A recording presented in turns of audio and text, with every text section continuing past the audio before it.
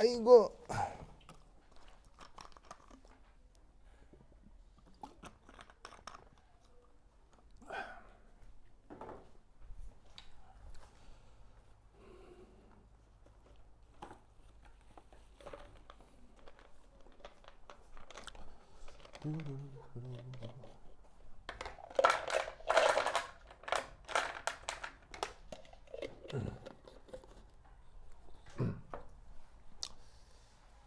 자, 이게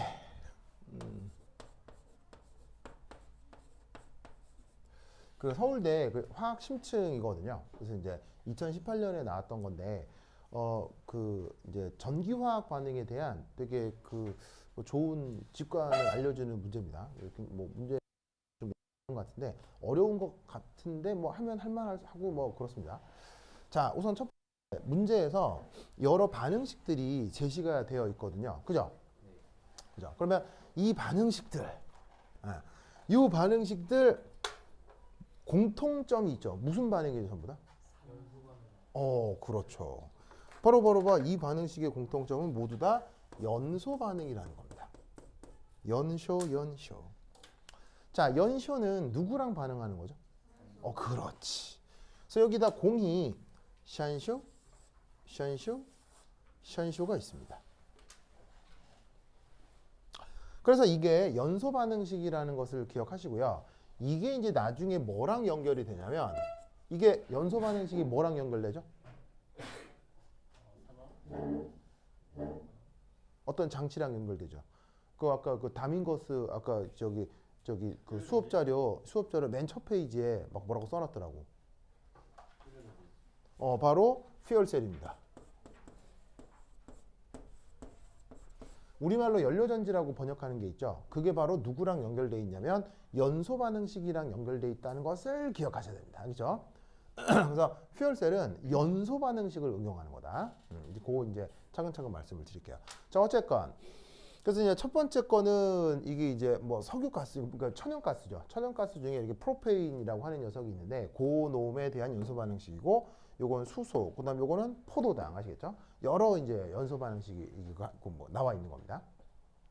그럼 이때 뭐 문제에서는 이게 뭐 화석연료, 수소, 이건 뭐 생명체 어쩌고 저쩌고인데 다 필요 없는 거예요. 그냥 어떤 연소 반응식들인 거예요. 그럼 연소 반응식이어서 산소랑 반응을 할 수 있다면 그것이 전부 다 무엇의 재료가 될 수 있다? 퓨얼셀의 재료가 될 수 있어요. 무슨 말 알겠죠? 이해했죠? 우리 오빠 이름이 재원이 오빠 알겠습니다. 준호거스 왔나요? 준호거스 반가워요? 그렇죠, 알겠습니다. 재원이 거스. 자, 그러면 첫 번째 바로 요 반응식에 대한 분석을 좀 해보라고 하거든요. 그럼 이 반응식을 분석하기 위해서 얘네들의 뭘 한번 그려볼 것이냐, 루이스 구조를 한번 그려보도록 하겠습니다. 자, 얘들의 루이스 구조 그리면 탄소 3개, 수소 8개니까 탄소의 수소가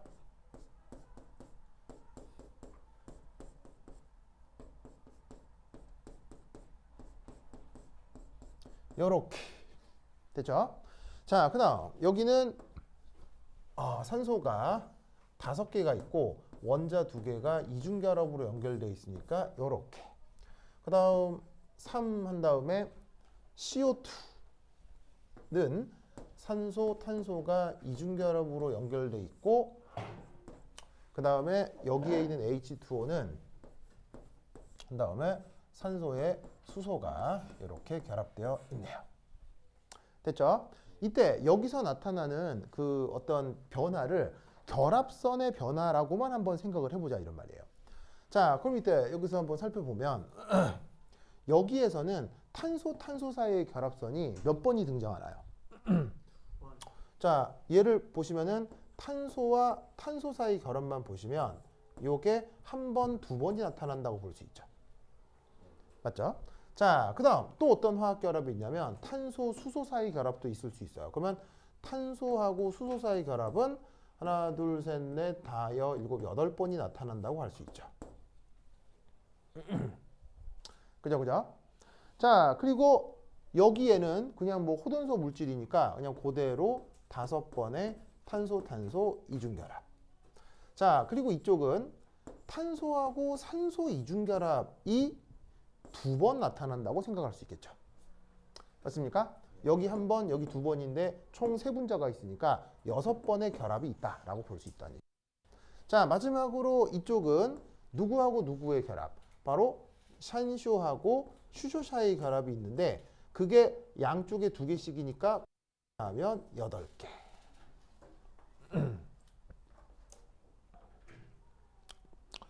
좋아. 무슨 말 나겠죠? 그래가지고 이때 여기에 양변에 화학 결합 에너지가 거기 문제의 데이터로 제시가 되어 있습니다. 맞나요? 그래서 문제에 제시된 것을 보면 그 결합력들이 각각 어느 정도냐? 탄소 단일 결합이면 뭐라고 되어 있냐면 350. 그 다음에 탄소 수소 결합은 410. 그 다음에 산소 이중 결합은 500. 그 다음 탄소 이중 결합은 탄소 이중 결합은 에이 나와 있진 않네요. 그 다음에 산소 수소 결합 또 나와 있진 않네요. 아이 뭐 여러 가지 해보려고 했는데 뭐 당장 나와 있진 않네요.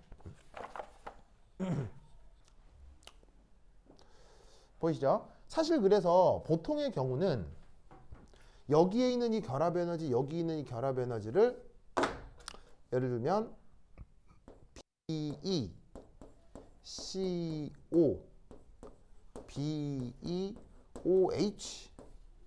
이렇게 표현을 하면 이때 여기 나와 있는 요 데이터들로부터 사실 우리는 뭘 계산해 낼 수도 있죠? 또 뭘 계산해 낼 수 있죠? 연소열이요? 연소열은 연소열인데 결론적으로는 연소열이 맞죠? 연소열이 맞는데 바로 여기서는 이 결합 에너지 데이터들로부터 요걸 생각해 낼 수 있죠. 델타 HR. 자, 그래서 R은 뭐 줄임말이에요? 리액션, 바로 반응 엔탈피 변화요. 자, 반응 엔탈피 변화는 이 결합 에너지들하고 어떤 관계가 있어요? 바로 반응물 결합 에너지에서 생성물 결합 에너지를 빼주면 그게 제시된 반응의 반응열과 비슷한 값을 갖게 되죠. 지금의 데이터들은 350이 됐건 500이 됐건 문제에서 다 결합 엔탈피로 제시가 되어 있기 때문에 엔탈피를 더하고 뺀 결과도 반응 엔탈피가 나오게 돼요. 이 경우는 이 에너지들은 깁스 에너지가 아닙니다. 만약에 문제에서 이 데이터도 주고 이 데이터도 줬으면 백발백중 이것도 계산해 보라라는 문제가 나왔을 거예요. 무슨 말인지 알겠죠? 그래서 한번 써보면 자, 반응물의 결합 엔탈피 어떻게 되냐면 350짜리가 2개가 있죠. 그 다음 410짜리가 8개가 있고요. 그 다음 500짜리가 5개가 있죠. 빼기. 아야. 자, 저기에 있는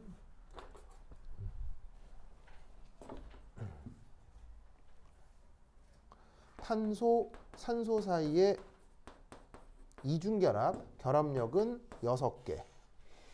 그리고 산소, 수소 사이의 결합력은 8개가 있는데 요거를 통으로 반응물들에서 빼주면 되겠습니다. 그래서 요 데이터 알려져 있으면 넣고 계산을 하시면 이게 제시된 반응의 반응 엔탈피와 아주 유사한 값을 갖습니다. 알겠죠? 저거 구하라는 건 사실 작년 서울대 입시에서 그대로 나왔었거든요. 저런 것들은 서울대건 카이스트건 되게 잘 나오니까 실수하지 않게 계산하도록 할 수 있으면 됩니다. 그래서 1번은 이거고요. 됐죠? 1번 이거고요. 다 됐죠? 다 썼어요? 자, 이 문제의 하이라이트는 이제 2번부터 시작이 됩니다. 그러면 여러분들은 2번 문제 이런 게 왜 나왔을 건지 무슨 말인지 알겠어요? 이런 게 왜 나왔을 거니까 사실 그러니까는 어떤 문제가 제시돼 있으면 그 문제를 가지고 그러니까 예를 들면 그 문제를 단순히 풀어서 합격을 하자 뭐 이것도 중요한 건데 그런 문제가 왜 이 만들어질 수밖에 없는지에 대한 그 필요성이 있어요. 그러니까 이제 뭐냐면 교수들이라고 하더라도 하늘에서 뚝 떨어진 뭐 이상한 뭐 사람들이에요. 교수들도 그냥 사람들이에요. 사람들이기 때문에 그 교수들이 만들어내는 문제도 현 세대가 원하는 어떤 주제에서 힌트를 받는 경우가 많다고요. 이번은 설명을 드리겠지만 문제를 읽으면 생뚱맞아 보이죠. 생뚱맞아 보이지만 이 문제가 아주 중요한 산업적 의미가 있어요. 아주 중요한 그 경제적 가치가 있어요. 그래서 경제적 필요성에 의해서 이런 계산을 실제 프로들이 하거든요. 그걸 여러분들이 할 수 있는지를 묻고 있는 거라고요. 무슨 말 알겠죠? 자, 그럼 이게 뭐냐? 한번 봅시다. 줄게요. 준다. 지우자, 쑥쑥쑥쑥. 쑥쑥쑥쑥. 쑥쑥쑥쑥. 자, 그럼 내가 2번 쓰는 동안 거기 나와 있는 거 읽고 계산해 봅니다. 시작.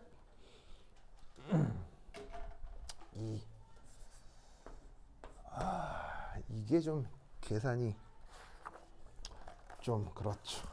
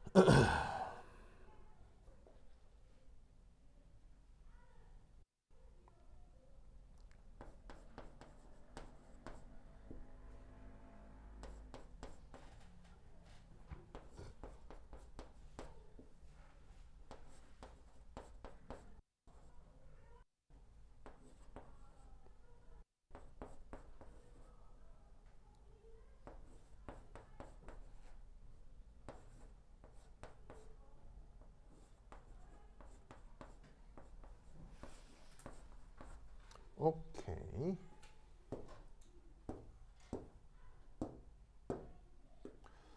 자, 그다음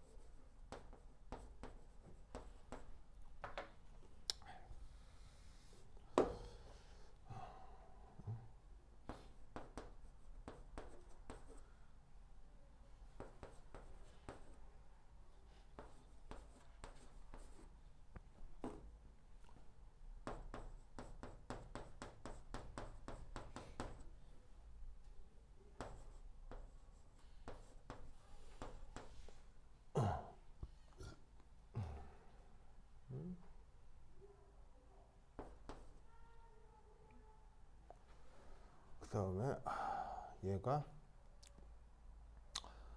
이름이 생각이 안 나네. 12 됐고 그다음 소연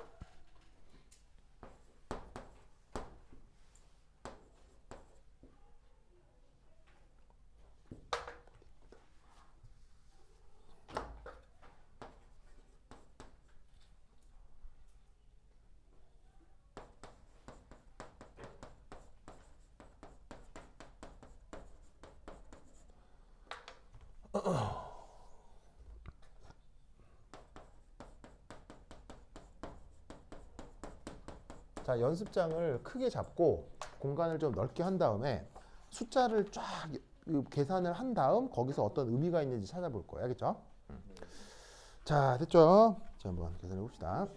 깜짝아. 예? 네, 뭐라고요? 4번, 5번 안 푸냐고요? 4번, 5번 안 풀어도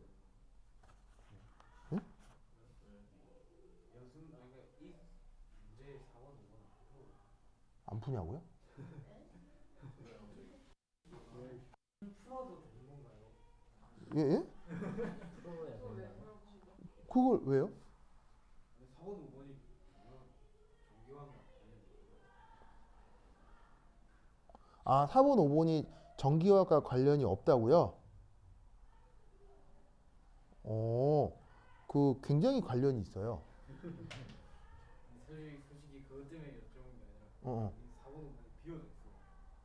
어디에 비워져 있어요? 필기가 안 되어 있다는 게 있어. 이제 풀고 이게 있으면 풀면 되죠. 왜 뭐 특별히 뭐 이렇게 특별 문제에 대한 뭐 어떤 패티시가 있거나 뭐 그런 건가요? 뭐 아니 뭐 그런 건가요? 아니 모이면 되죠. 왜요? 뭐 특별한 취향이 있으셨나 봐요. 아니 뭐 취향은 존중해 드릴 수 있죠. 네, 그거 근데 뭐 같이 해보도록 해요. 알겠죠? 네, 뭐 취향이 조금 특이합니다. 그런가요? 독특한 취향은 저 보호 받아야죠. 자, 잠깐, 네. 잠깐만, 네. 이제 잠깐 커피 잠깐만. 목이 땡겨서.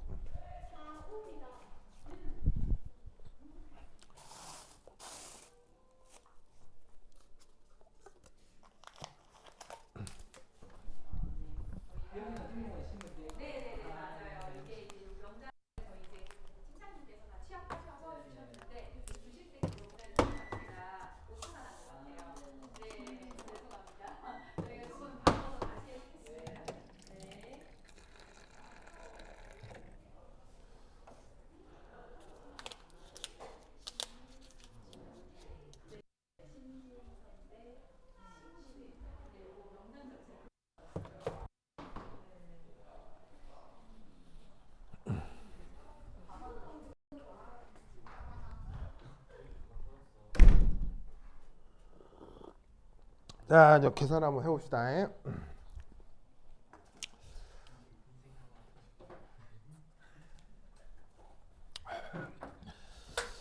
자, 우선 이제 얘는 수소기체, 그죠? 자, 이런 얘 이름은 뭐야? 메테인. 그다음 얘는 프로페인. 그래서 메테인, 프로페인이 이게 그 천연가스, 석유가스의 주성분이에요, 알겠죠? 그래서 이제 그 처음에 이제 유전 팡 뚫으면은 팡 튀어나오는 기체가 주로 얘고요. 그 다음에 그 석유에서 약간 열을 가해가지고 기화를 좀 시키면 이게 많이 나오거든요. 그래서 왜 프로판 가스 하는 게 이거고 천연가스 하는 게 이거예요. 뭐 화학식은 달라 보이지만 구성 성분이 비슷하기 때문에 역할은 비슷하고 얘는 옥테인입니다. 옥테인. 대단한데요? 재원 거스. 자, 그러면 여기에 있는 이 옥테인의 의미는 뭘까요? 옥테인. 이 이름이 옥테인인데 이 옥테인을 제시한 이유가 뭘까요? 석유예요, 석유. 석유 알죠, 석유. 자, 석유는 순물질일까요, 혼합물일까요? 무지막지한 혼합물입니다. 그래서 그 석유는 한 종류가 아니라 막 수만 수천 가지 화합물들이 섞여 있는데 그 중 질량 비율로 제일 많은 게 이거예요. 질량 비율로 제일 많은 거. 그래서 그 석유를 보통 편의상 이게 뭐냐면은 대신했을 때 옥테인을 쓰는 거예요. 그래서 쉽게 얘기하면 그 휘발유라고 하는 성분 있죠. 그 휘발유라고 하는 성분이 특별히 옥테인만을 고순도로 모아놓은 거예요. 그래서 이 그 뭐냐면 어디 가요? 잘 배운다고요? 알았어요. 알겠습니다. 힘내주세요. 우리 그 뭐야 독특한 취향 그 패티시 오빠 이름이? 오빠. 그런가요? 그런가요? 오빠 이름이? 저 그 효창버스. 효창거스. 맞아, 효창거스. 그거 이번에 정가연도 고3이거든요. 정가연이요. 또 다른 정가연이 있어요? 저희 학교에 진짜로요? 정가연이 있다고요? 좀 오라고 하세요.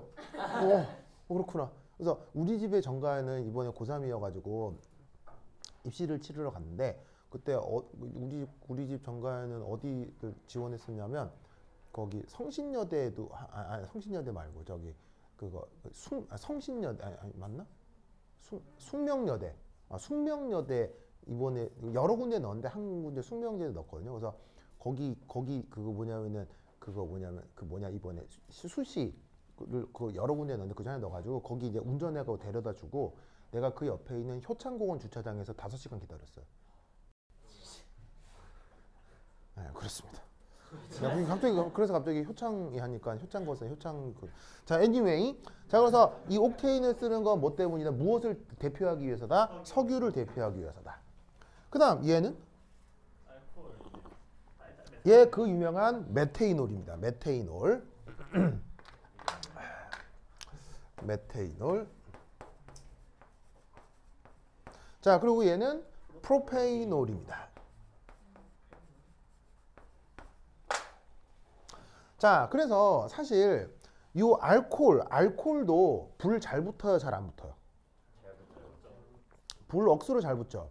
그래서 지금 우리가 퓨얼셀이라는 거를 만들기 위해서 어떤 조건, 연소 반응이 되는 것들을 가져다가 퓨얼셀을 만들거든요. 그래서 지금 여기에 나와 있는 공통적인 특징들은 얘네들은 기본적으로 불이 굉장히 잘 붙는다.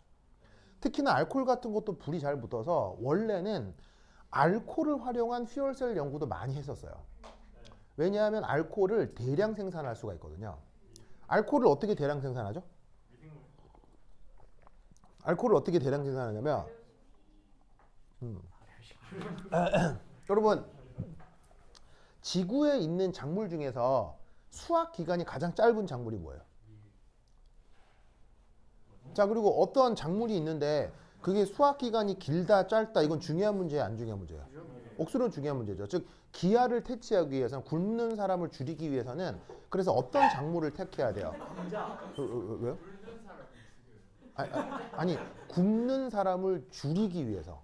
네. 굶는 사람을 죽이자고요?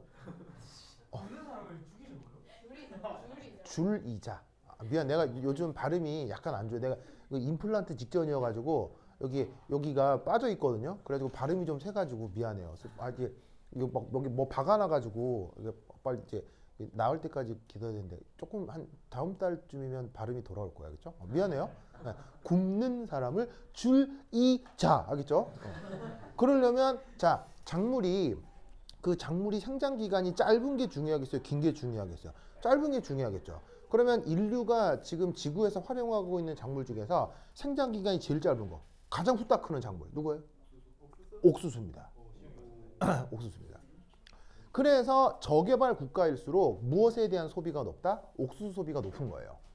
그래서 사실은 좀 잘 사는 나라에서만 쌀이나 뭐 이렇게 뭐 아니면 밀을 먹는 거지, 이게 좀 그렇지 않은 상황에서는 옥수수 소비도 굉장히 많습니다. 물론 뭐 그걸 떠나서 옥수수 자체도 맛이 있죠. 그러다 보니까는 옥수수는 여러모로 많이 재배를 하게 되는데, 여러분 그 옥수수 사게 되면요, 옥수수 안에 알맹이는 먹고 나머지 있죠, 나머지 껍데기나 줄기대 이거 어떻게 돼요? 다 폐기물이죠.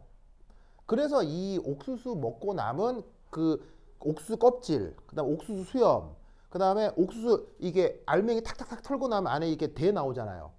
고놈, 그다음에 이렇게 줄기, 얘네들 다 모아요. 다 모은 다음에 이건 어차피 안 먹잖아요. 보통 이거는 동물 사료로 주기도 하는데, 갈아가지고 소 주면 소가 먹어요. 먹는데 걔를 가져다가 거기에 물을 붓고 이렇게 밀폐된 공간에 딱 밀폐두면 거기 미생물이 발효가 되면서 거기서 알코올이 대량 생산이 돼요. 무슨 말 알겠죠? 그런 식으로 옥수수라고 하는 게 생각해보면 전 지구적으로 많이 키우기 때문에 그 옥수수 부산물은 별로 없겠어요. 사실은 양이 엄청 많겠어요. 엄청 많겠죠. 그러니까 그렇게 하면 이 알코올이 어떻게 된다? 대량 생산이 될 거고, 그 알코올을 가져다가 퓨얼셀의 재료 혹은 뭐 바이오 디젤의 재료로 활용할 수도 있어요. 심지어 어떻게 하기도 하냐면요, 저 알코올 같은 경우는 돌아다니는 자동차 있죠. 돌아다니는 자동차. 돌아다니는 자동차에 그냥 알코올 넣잖아요. 되게요, 안 되게요? 됩니다. 아니요, 돌아갑니다. 그냥 저 돌아다니는 차에다가 알코올 콕콕 부어도요, 석유 안 넣고 알코올 부어도 가요. 정말 됩니다. 그래서 사실은 그런 문제를 해결하기 위해서 사람들이 연구를 했으나 어떤 이유 때문에 생각해보면 이쪽에 대한 퓨얼셀 연구가 계속 진행됐을 거란 얘기예요, 지지부진해진다는 얘기예요? 지지부진해지고 있다는 거죠. 그걸 보여주는 문제예요. 그럼 결국 여기서 최종 승자는 누굴까요? 여기서 최종 승자는 얘거든요. 그래서 수없이 많은 연소 반응의 재료들, 즉 수없이 많은 땔감 중에서 왜 수소가 선택이 됐느냐를 보여주는 문제인 거예요. 무슨 말 알겠죠? 자, 그래서 각각의 몰 연소열, 얘를 1몰, 얘를 1몰 연소하면 그때 연소열이 어떻게 나오는지를 지금 보여주고 있는 문제거든요. 그럼 여러분 잘 보세요. 당연히 연소열이 클수록 좋겠어요? 클수록 좋겠어요? 작을수록 좋겠어요? 그냥 우선적으로는. 연소열이 클수록 더 많은 에너지가 나오니까 에너지가 쿨쿨쿨 나오니 그거를 활용하면 좋겠다. 1차적으로는 이렇게 생각해 볼 수가 있잖아요. 그런데 이제 그때 우리가 뭘 고려해야 되느냐? 요 각각의 분자량을 고려를 해야 돼요. 분자량. 자, 그러면 H2의 분자량은 2고 얘는 16이죠. 자, 그럼 얘 분자량 얼마예요? 자, 빨리 계산하세요. 얼마죠? 44. 그 다음 얘는? 114. 얘는? 32. 얘는? 60. 이렇게 되나 보네요. 자, 그럼 이때 여기서 어떤 계산을 할 거냐면 바로 몰 연소율을 분자량으로 나눠요. 자, 예를 들어 285를 2로 나누면 자, 뭐가 나오죠? 대충 140 이 정도 나와요? 142 정도 나와요? 그리고 이때 단위가 뭘까요?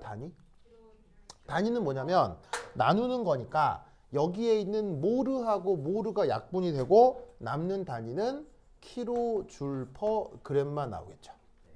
맞죠? 그래서 그런 식으로 각각의 몰 연소율을 분자량으로 나누는 계산을 쭉 진행해 볼 거예요.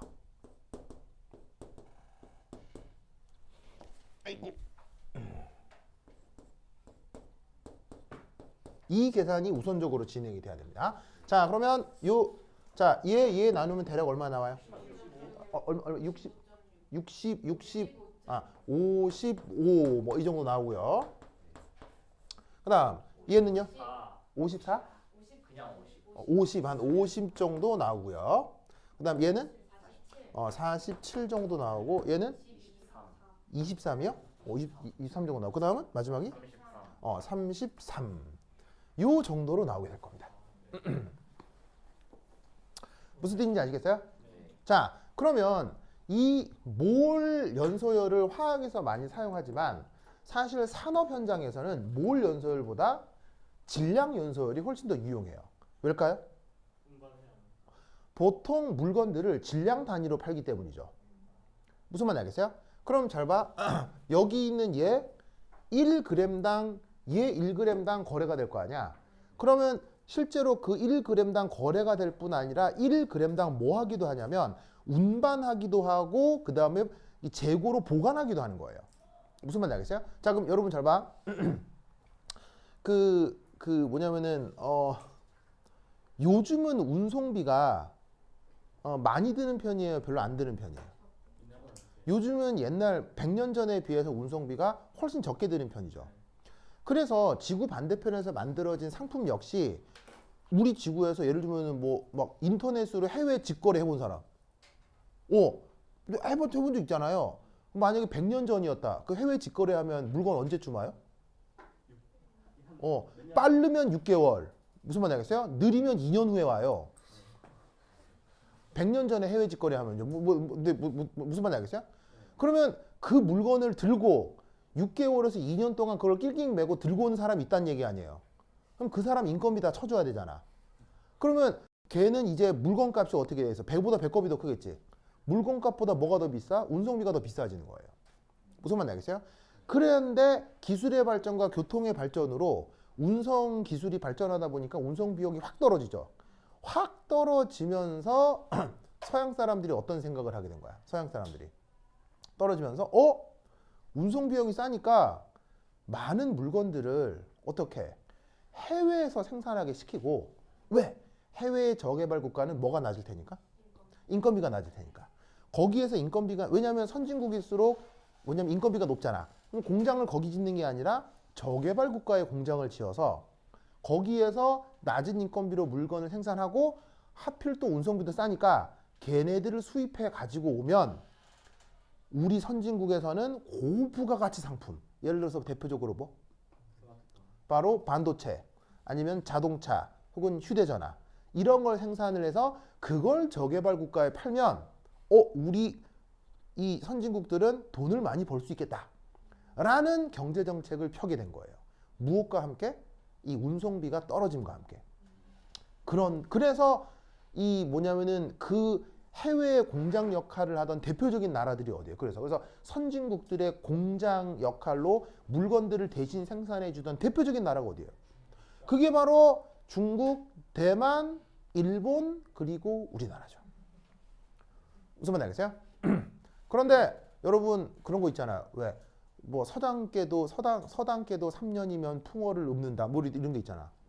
그러면 처음에는 그 선진국들의 지시로 그냥 물건만 만들다가 이게 1년 지나고 2년 지나고 자 어차피 선진국 사람이나 저개발 국가 사람이나 뭐 유전적으로는 달라요. 똑같아요. 똑같지. 그럼 그 사람이 그 사람이잖아. 그럼 1년 만들고 2년 만들고 뭐야 이거 뭐 이렇게 하면 되는 거야? 별거 아니네? 이렇게 되겠지. 그러면 그 저개발 국가도 뭐가 되는 거야? 기술 개발이 될 거 아니야. 그러면서 경제가 무지막지하게 성장된 대표적인 나라가 이 동아시아의 빅4라는 거지. 그게 이제 중국, 대만, 우리나라, 일본. 무슨 말인지 알겠죠? 그런데 이 공식이 처참하게 깨진 일이 벌어지죠. 이 공식이 개박살 난 사건이 벌어지죠. 다시 100년 전으로 돌아가 버린 사건이 벌어지죠. 뭐예요? 그래서 이 선진국의 경제 공식이 개박살이 나서 전 지구가 100년 전으로 돌아가서 100년 전으로 돌아가서 진짜로 실크로드로 물건을 싣고 대항해 시대로 뭐냐면 희망봉을 돌아 유럽에서 아시아로 물건을 나르던 그 시대로 돌아가 버렸죠. 최근에 벌어진 일이죠. 바로 코로나 팬데믹이요.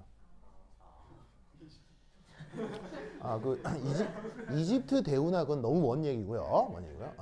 그 덕에 이집트하고 이스라엘하고 전쟁도 하고 뭐 했었는데 그 얘기도 있습니다. 그게 사실 이집트하고 그 이스라엘하고 그 수에즈 운하로 전쟁을 한 게 지금 이스라엘하고 아프가니스탄 사이의 문제하고 또 연관이 없지는 않아요. 살짝 연관도 되긴 하는데 anyway 코로나 팬데믹 때문에 뭐가 막혀요? 운송이 막힙니다. 왜죠? 운송과 함께 뭐가 옮아질 수 있으니까 전염병이 옮아질 수 있기 때문에 전 국가에서 운송을 막아버리죠. 그럼 생각해봐. 유럽엔 공장이 있어요? 없어요? 없습니다. 유럽은요 이쑤시개도 만들 공장이 없어요. 이쑤시개를 만들던 공장도 없기 때문에 예를 들면 방역 물품 뭐 마스크나 이런 거 만드는 공장이 있다 없다 유럽엔? 없습니다. 그러니까 코로나 팬데믹 같은 게 터져서 운송이 스탑되니까 그런 나라는 속수무책으로 당하게 되는 거예요. 그래서 그 코로나 팬데믹 때 그나마 가장 안전했던 나라 중에 하나가 어디예요? 바로 놀라웠게도 우리나라죠. 왜냐하면 우리나라의 제조업은 아주 특별해요. 왜죠? 우리나라는 우리나라는 그 전 세계 제조업 국가 중에서 가장 특별한 위치에 있어요. 왜죠? 조리만 하나요? 만들어서 다딴 나라 줬어요. 왜냐하면 딴 나라 준다고요? 그냥 주는 건 아니고 파는 거죠. 한국의 제조업은 왜 다른 나라에 비해서 특별하냐면 바로 이쑤시개부터 인공위성까지 다 만들어요. 못 만드는 게 없어요. 근데 퀄리티가 어떻죠? 퀄리티가 굉장히 좋죠. 물론 최상 수준이라고 하면 뭐 좀 부끄럽지만 한국 제조업의 어떤 퀄리티는 상당히 높은 수준이고 재밌는 건 아주 싸구려 물건부터 무지막지한 최첨단 물건까지 다 만듭니다. 그래서 코로나 팬데믹 때 전 세계에서 경제가 가장 잘 돌아갔던 나라 중에 하나가 어디예요? 한국이죠. 한국은 특히 다른 나라하고의 운송이 그렇게 중요하지 않은 나라니까요. 무슨 말인지 알겠죠? 왜냐하면 적어도 우리나라만 먹고 살기에는 그게 나쁘지가 않았다고요. 그리고 전 세계의 많은 공장이 한국에 막 있고요. 그래서 왜 옛날에는 어떤 경제 공식을 폈냐면 선진국은 디자인만 하고 후진국에서 물건을 만든다 이랬잖아요. 여러분 아이폰은 메이드 인 USA 있어 없어요? 아이폰은 100% 메이드 인 차이나죠. 아이폰 생산 공장은 전부 다 중국에 있죠. 그럼 미국에 있는 애플 본사에서는 뭐만 해요? 디자인. 디자인만 합니다. 그게 선진국들의 경제를 끌고 갔을 거라고 생각을 하는데 놀랍게도 코로나 팬데믹이 터지니까 이 경제 공식이 맥혀요, 안 맥혀요? 안 맥히죠. 안 맥히죠.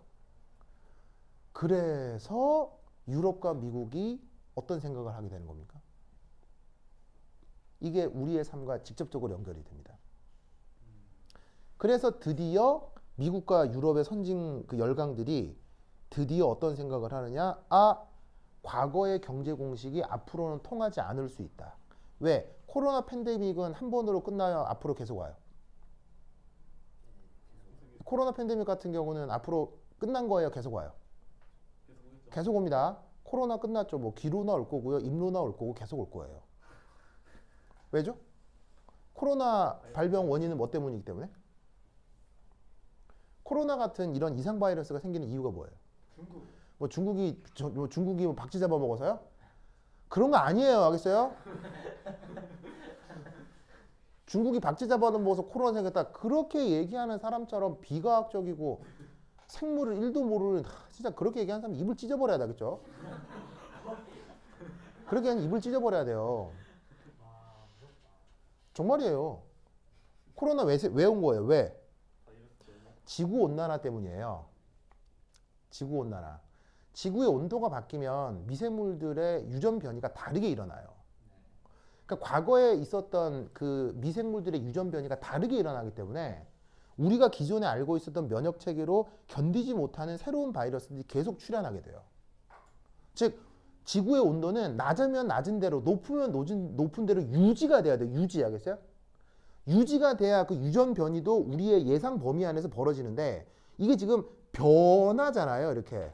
그러니까 이게 차가워지는 변화도 무서운 거고요. 사실은 뜨거워지는 변화도 무서운 거예요. 근데 그러니까 변하니까 유전 변이도 변화가 일어나는 거예요. 그러니까 이상한 바이러스들이 마구 만들어지는 거죠. 박쥐 잡아먹어서 그런 게 아니에요. 알겠죠? 진짜 근데 정말 그 자연과학을 1도 모르는 사람이 그 헛소리야.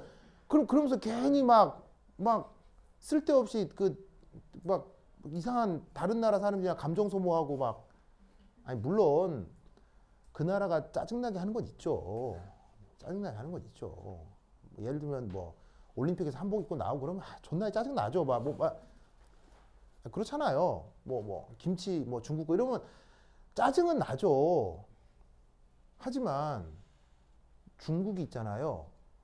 중국이 여러분 이걸 알아요? 이 얘기를 모르더라? 중국이 하루에 화장품을 얼마나 소비하는 줄 알아요? 화장품이요. 그러니까 왜 립글로즈 뭐 이런 거 있잖아요. 립글로즈, 비비크림 뭐 이런 거 있잖아요. 그런 걸 중국 사람들이 하루에 얼마씩 소비하는 줄 알아요?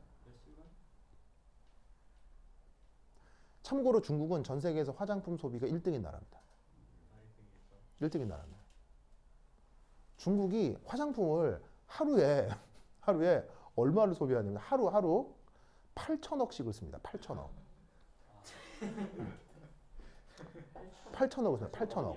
8천억 원. 그럼 곱하기 365 하면요. 곱하기 365 하면 한 4, 500조 정도 되거든요. 4, 500조? 그럼 4, 500조 정도면 어느 정도 돈이냐면요. 우리나라 1년 예산이에요. 즉 중국 사람들은 대한민국의 1년 예산을 그 립글로즈하고 비비크림 사는 데 써요. 그런데 그 중국의 화장품 점유율 1위가 어느 회사였어요? 그 중국의 화장품 점유율 1위가 어느 회사였어요? 바로 아모레퍼시픽이었어요. 아모레퍼시픽. 아모레퍼시픽이라는 회사 알아요? 우리나라 화장품 회사예요. 그럼 여러분 잘 봐. 중국 사람들이 올림픽에 한복 입고 나오고 김치 중국 거라고 하고 짜증 나죠. 짜증 나죠. 근데 그것과 하루에 화장품을 8천억씩 사주는 거는 같은 문제예요, 다른 문제? 다른 문제죠. 같은 문제죠. 같은 문제? 그럼 짜증 나니까는 물건 팔면 안 되겠네? 쌤 치면 돼. 아니 그러니까 뭐냐면 그러니까 예를 들면 이런 거죠. 짜증나게 하니까 우리랑 싸워서 그 물건도 팔지 말자. 이렇게 생각하는 거예요? 그건 아니잖아요. 그러니까 코로나가 박쥐 잡아먹어서 생긴 거다 이렇게 얘기하면 되겠어요, 안 되겠어요? 아닙니다. 그리고 생물학을 배웠잖아요, 여러분들은. 자연과학을 배웠잖아요. 그럼 그런 얘기 하면 되겠어요, 안 되겠어요? 무슨 말인지 알겠죠? 알겠죠? 하여튼 그래서 이 미국과 유럽의 선진국들이 코로나 팬데믹 때 벌어진 사건으로부터 어떤 생각을 하느냐? 어떤 생각을 하게 해요? 미국과 유럽 정부들은 작업대가 자급자족이요? 에잉. 바로 중국 그리고 특히 한국이에요. 한국은 지금 미국과 유럽에 타깃이 돼 있어요. 특히 중국 그리고 특히 한국의 공장을 뺏어오는 전략을 취하고 있어요. 왜냐하면 공장이 지금 더 어디 있다고요? 한국하고 중국에 있잖아요. 근데 중국 공작보다 한국 공작이 더 알짜배기죠. 그러니까 한국에 있는 공장을 들고 와서 다시 유럽과 미국에 세우려고 하고 있는 거예요. 왜냐하면 코로나 팬데믹은 앞으로 계속 올 테니까요. 자, 그러면 이 말은 무슨 말이냐면 앞으로 현대자동차 생산 공장이 어디로?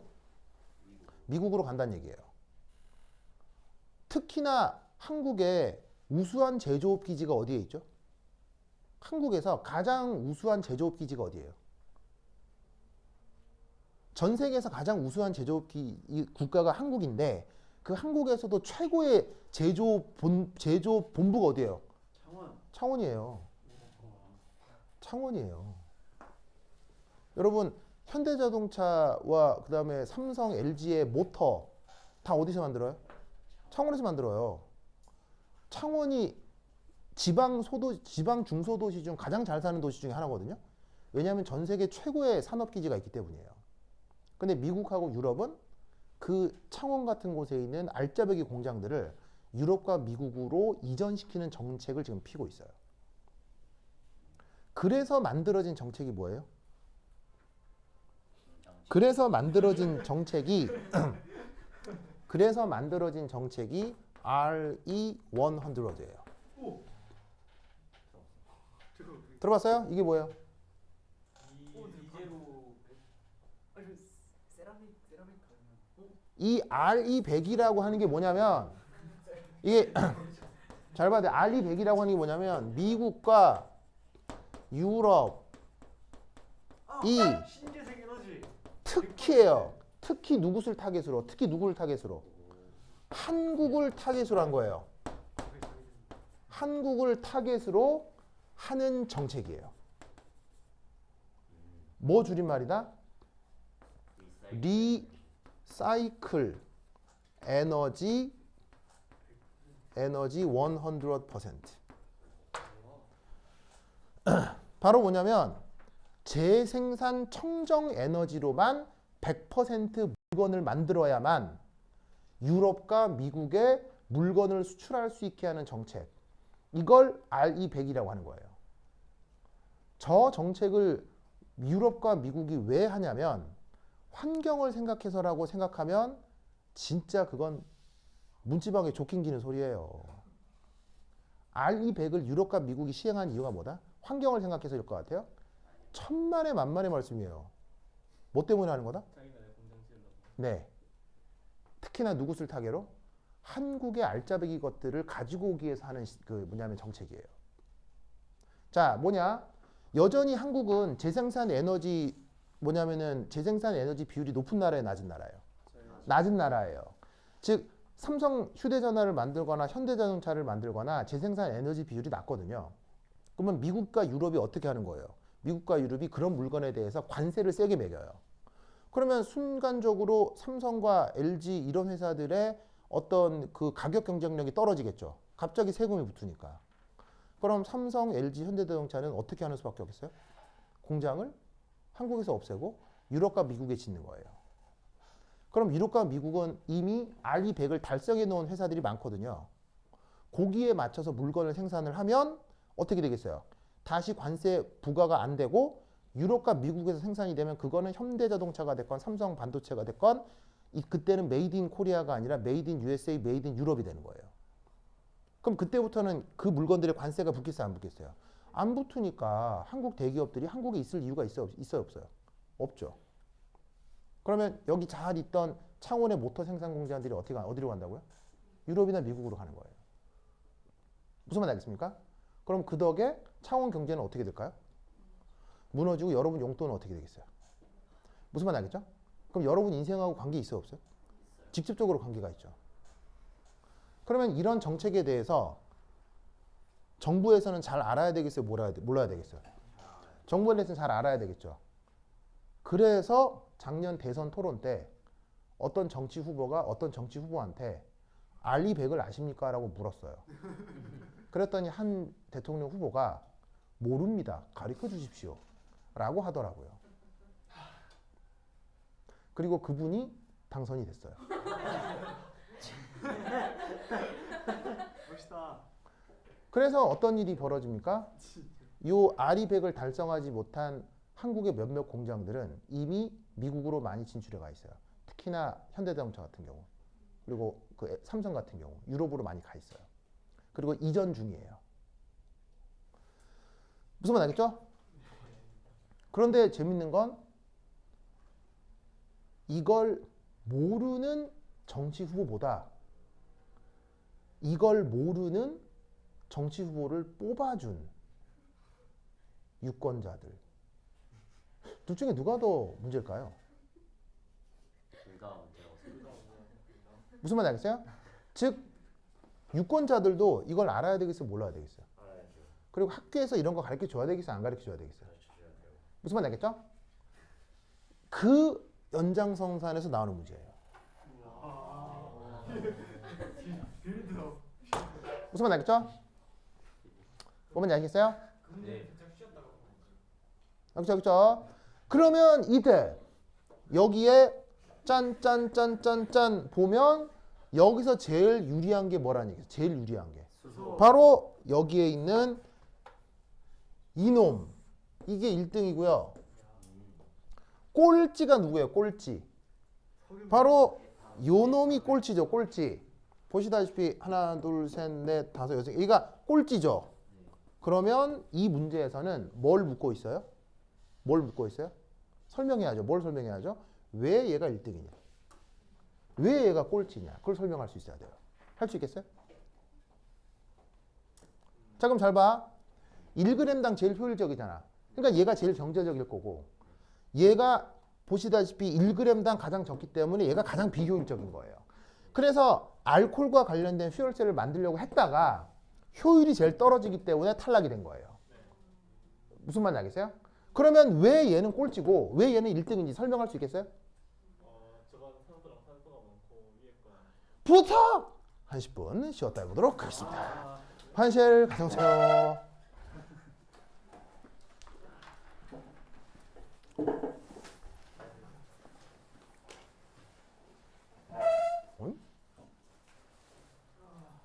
누가 보고 있는 거야? 시연거스와 시연거스. 오, 반가워요. 시연거스, 시연거스. 오, 반가워요. 오, 시연. 오, 주시연 코크다. 감사해요. 한 10분 쉴게요. 땡큐.